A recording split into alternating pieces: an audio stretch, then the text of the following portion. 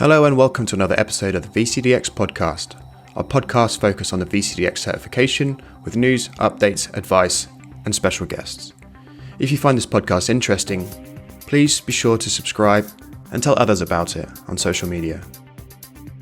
My name is Simon Long, VCDX number 105, and in this episode, my special guest talks about the skills that they gained throughout their VCDX journey and how it's helped their career, even in a job that isn't using VMware technologies.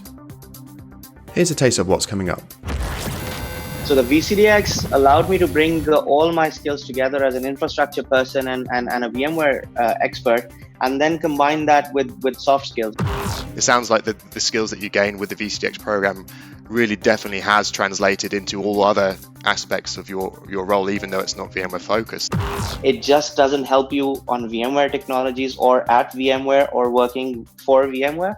It helps you in every single aspect of the work that you do. Moving into the news and updates section, we've got a couple of dates for your diaries. We have an online VCDX workshop on Friday, April the 24th. I'll make sure I put the registration link in the show notes. And for those of you who are new to the VCDX program and you're not familiar with what the VCDX workshop is, I'd recommend you listen to episode 2 where we talk about what the workshops are and how they can be useful to you. Another date for you if you're planning on defending in June, applications will start being accepted from Thursday, April the 30th. And for those of you who are planning on defending in June, I'd highly recommend to get your application in earlier. Don't leave it to the last minute like I did and then find out that actually I'm missing a document that needed to be done and nearly missed the deadline. So give yourself plenty of time, get your application in way before the deadline. And for those of you who are meant to have been defending in March, obviously in the strange times that we're having right now, it's disappointing that you weren't able to defend. I would recommend to you, don't just sit back and relax and put your feet up. Don't necessarily go through your design, make too many changes to it, but just make sure that you're well on top of it. Go through some mock drafts, keep sharp and be prepared, ready for when we're able to defend in the next round. So that's all for the news and updates in this week's episode. You're listening to the VCDX Podcast. Moving on to our guest interview. Who is this episode's special guest? Give me your name and your number. Faisal Hassan, VCDX number 254. Welcome, Faisal. And what VCDX certifications tracks do you have, and when did you pass the VCDX? Thanks for having me, Simon. I am a VCDX in network virtualization, so that's the VCDX NV. I did my VCDX in May 2017. Okay, that really 2017. Wow, it feels a lot closer than that. It doesn't feel all that long ago, but I guess as with everything, time is flying by. So just tell us, Faisal, before we go into the main part of the episode, what is your current role and what do you do in that role? Simon, I'm currently working as a principal product manager for Oracle. I'm part of the Oracle Cloud Infrastructure product team, so primarily working for engineering. And one of my responsibilities is to look after the Middle East and Africa region and making sure, working on finding the right product market fit and spreading the OCI in Middle East and Africa and the broader markets. Cool. So what sort of things are you working on on a daily basis, if you can talk about them, of course?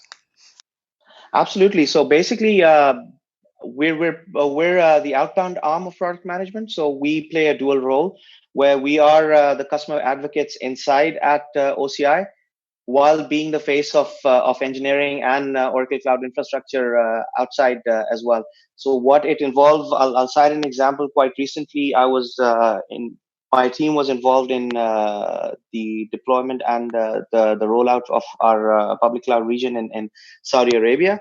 So making sure that the market is ready for it, looking after helping the broader team in where the region is going to land, getting capacity requirements, looking at sales pipelines, making sure that what services have to land on day one and the graduate service rollout for the customers as well, just to make sure that our customers get exactly what they're looking for in terms of their migration, their deployments, and their implementations on our cloud infrastructure. Cool. Very cool. Well, the main reason that I'm happy you could join me on this episode of the VCDX podcast is to talk about the skills that you gained like during the VCDX process, and how they helped you in the role that you just told us at Oracle, which I believe is not a primary VMware focused role. So did you find that any of the skills sort of transferred over that you gained from the VCDX to the current role? Yeah, this is an important topic. So basically, I've been an infrastructure person all my life, working on different roles, ranging from Cisco to NEC, working on different technologies, different customers, and to start with, VMware was the natural transition in my journey. So getting into the virtualization world, and then of course make sure that get the VCDX. So the VCDX allowed me to bring all my skills together as an infrastructure person and a VMware expert, and then combine that with soft skills. Now, having said that, what it does also do is it gets you ready for field time. It gets you ready to deliver solutions and architectures to customers who are not just VMware. So as I mentioned in my intro, I'm working for Oracle. So I left VMware and went to Oracle, which was a completely non-VMware world. So I had to make sure that I used all the skills that I had gained during my VCDX journey, from preparing architectures, from making sure that my timelines are right, from defining design decisions to defending everything in front of the panel, which is a big thing. So all of that, I use everything that I gained on a daily basis. So every customer interaction, every interaction explaining our products and our design decisions and design service methodologies to internal and external stakeholders is just like another design defense. So that's the way I put it. So just basically as like another design defense, but just using different technologies that were ever in front of you, right? Absolutely. Just to add to that, basically things work in a different manner in the cloud world. Like we say every day, some cloud providers had the first movers advantage, others have had the second movers advantage. But it's all about what services you have around network, compute, storage, and other value add services, whether it's the IaaS, PaaS, or SaaS portfolio. Now, customers are at the end of the day looking for infrastructure solutions. Customers are looking to host their applications and workloads on the cloud. So they're still looking for the compute, storage, and networking, and run their applications on top of that. So talking about the skills that we gain, usually what we have to explain to the customers is that it's not a single service that might serve your purpose. Sometimes you have to combine them, and then may use all the design methodologies around the availability and performance and manageability, whatever we talk about during the VCDX, and making sure that the solution is right for the customer. That's an interesting point. I mean, you mentioned there that it's not always necessarily one service that suits, like, that covers everything. Do you ever see a time where people are actually using multiple different cloud service providers like Oracle and maybe AWS or Azure for their platforms, or do you typically see that they'll just stick to a single platform and make do with what they have available there? Well, Simon, great question. Multi-cloud is a reality. Customers will definitely use multiple clouds. Customers will have on-prem deployments like VMware, and then want to be able to scale that out into the cloud. Customers may already have deployments on AWS or Azure, and they might want to host things with Oracle as well. We see that on a daily basis. And talking about some of the things that we at Oracle have also done is signing partnerships like with Microsoft Azure and with VMware, to make sure that we give the best of both worlds to customers. Having said that, if they have any other cloud providers, absolutely, it's all about giving the customers what they want at the end of the day, and making sure that they are able to run their business the way they want to. Definitely. At the end of the day, it is about finding out exactly what the customers need and want from their businesses, right? And that's one of the skills that we really hammer home as part of the VCDX program, is talking to the customer, finding out what their business needs are, converting them into technical requirements, and then making design based on that. So it sounds like the skills that you gain with the VCDX program really definitely has translated into all other aspects of your role, even though it's not VMware focused. And it's quite funny, I often talk about this to other friends and colleagues, and you can sort of use it in all walks of life. Even if you just think about, okay, well, I want to buy a new car, for example, and you kind of think to yourself, okay, what do I want from that car? Okay, I need big space for storage in the back. I need power steering, or like for me, I like to go skiing, so maybe I want something that will work well in the snow, for example. And this is kind of like,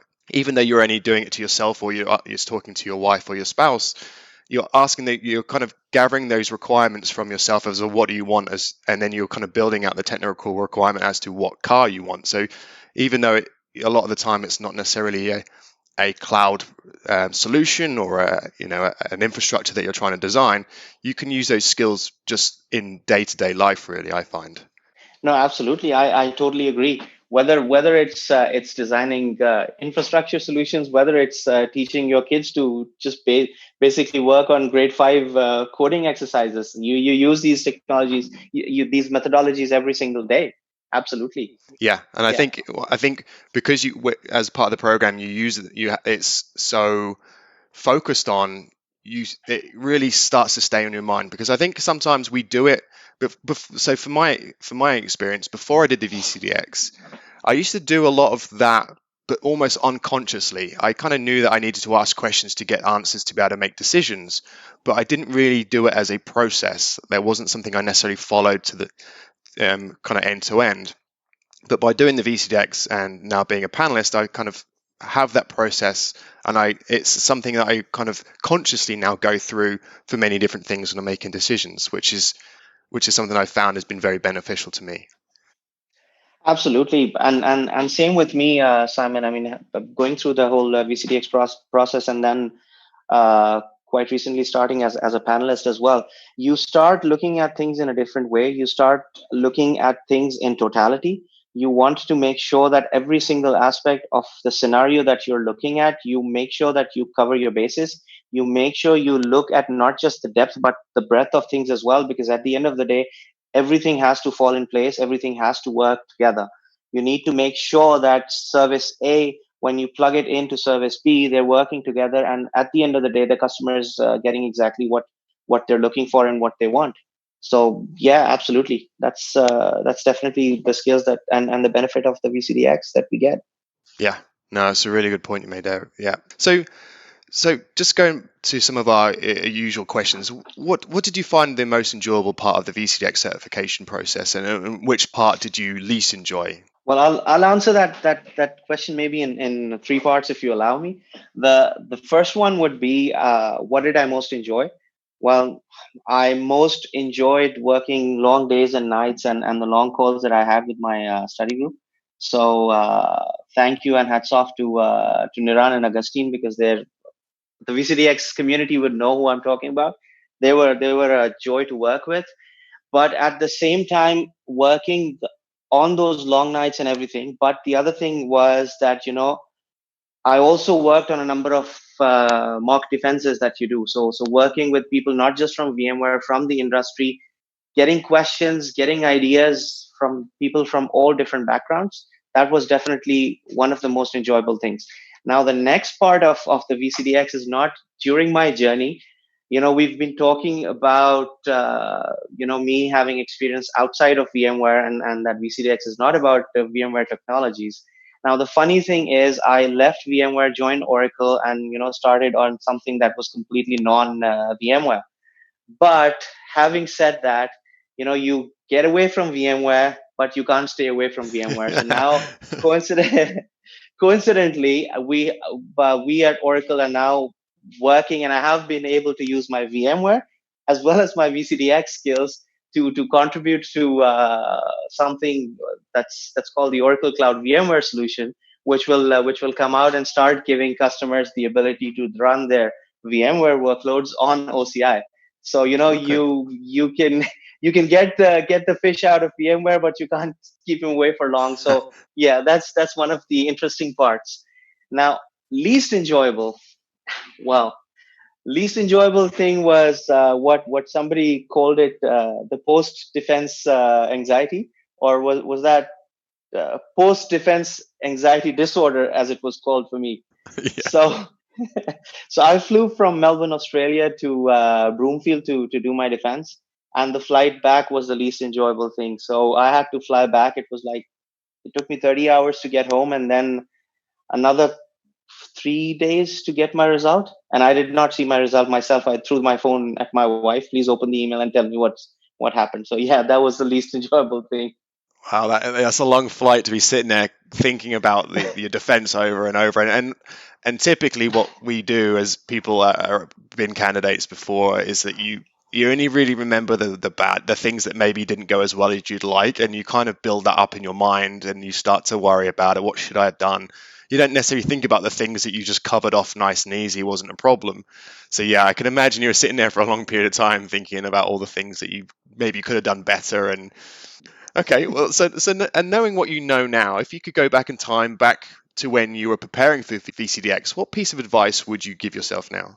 Well, my advice to myself and would be that, just make sure you take your time. I joined VMware and I did my VCDX within about, I think, 8 or 9 months after joining VMware. So I think if I was to do it again, I would tell myself, take your time, just keep an eye on the price, just make sure you work on everything in the correct detail. There are going to be iterations. You will have to look at every single thing multiple times, but make sure you give proper thought through everything. Make sure you look at every single aspect of the architecture and the product alignment to make sure that you do the right thing. And then every single iteration and every next version is going to be easy. And then, if there's any blocker that you face, that you think something is blocking you during your design, don't get hung up on it. Keep moving on. Ask for help wherever you need it. The VCDX community is amazing at helping. There are multiple people who will be out there to mentor you. So look out for help as well. And for the people out there who are aspiring VCDXs, guys, there's no shortcut to this. This is a premier certification. This is something special. Make sure you give it the proper time. Make sure you give it the right respect that it deserves. There is no secret. There's just focus, hard work, and commitment. And as we've been discussing so far, it just doesn't help you on VMware technologies or at VMware or working for VMware. It helps you in every single aspect of the work that you do. That's fantastic, Faisal. I don't think I could ever say that better in my life. That was very nicely done. I think I gained some soft skills during my VCDX and after as well. You did. You certainly did. Faisal, so how can people find you and follow you on the internet if you want them to, that is, of course? No, please find me. Please reach out to me. Being a panelist, I may not be able to help you in a lot of ways, but I can certainly guide you in your VCDX journey. If you need anything with regards to VMware or Oracle Cloud Infrastructure, please reach out to me on LinkedIn or Twitter. Faisal Hassan 80, so FAISAL HASAN 80. That's my Twitter handle, and you can please feel free to reach out to me, message me, connect with me, and as I said, VMware, OCI, or general stuff in life, I'm always there. Perfect. I will put the links to your Twitter and LinkedIn accounts in the show notes. Faisal, it's been an absolute pleasure to have you on. Really appreciate you taking the time because I know it's late there on a Friday evening, so you enjoy the rest of your evening. Pleasure. And hopefully I can get to have you on again in the future at some point. Absolutely. I'd love to be on this again with you, Simon. Thank you so much for the opportunity. This was really amazing. On to the common mistakes section. In this section, I will share common mistakes that the VCDX panelists see during their defences, with the hope that you, as the listener, will learn from the mistakes of others. In this episode, I want to talk to you about templates, document templates. Now, there's absolutely nothing wrong in using document templates when you're creating your VCDX documentation. It saves you a lot of time if you can use pre-created templates, because creating that documentation is no small task. However, my recommendation here is to always make sure that you customize the template to the design that you are submitting. Many times have we seen templated documentation that contains features and functions of a design that aren't even used as part of the design. They've just not been removed from the template. In some cases, we've also seen text that is highlighted in yellow, which the architect is meant to actually either customize or remove from the document, still actually in the documentation that they have submitted for their defense. So if you're submitting a design that doesn't use NSX, for example, make sure your documentation doesn't have anything NSX related into it. Or if you're submitting a horizon design and there's a ThinApp section as part of the templated documentation, if you're not using ThinApps, be sure to remove that from the documentation. And definitely make sure there's no highlighted words in the template that are there for you to remove. Sadly, that's all we have time for on this episode of the VCDX podcast. Again, thanks to my special guest, Faisal Hassan. If you have any questions that you want me to cover in a Q&A session, please be sure to send me your questions via Twitter @SimonLung_. I hope you all enjoyed this episode. If you did, please be sure to subscribe and share this podcast with others who might find it useful. I'll speak to you all again soon. Stay clean.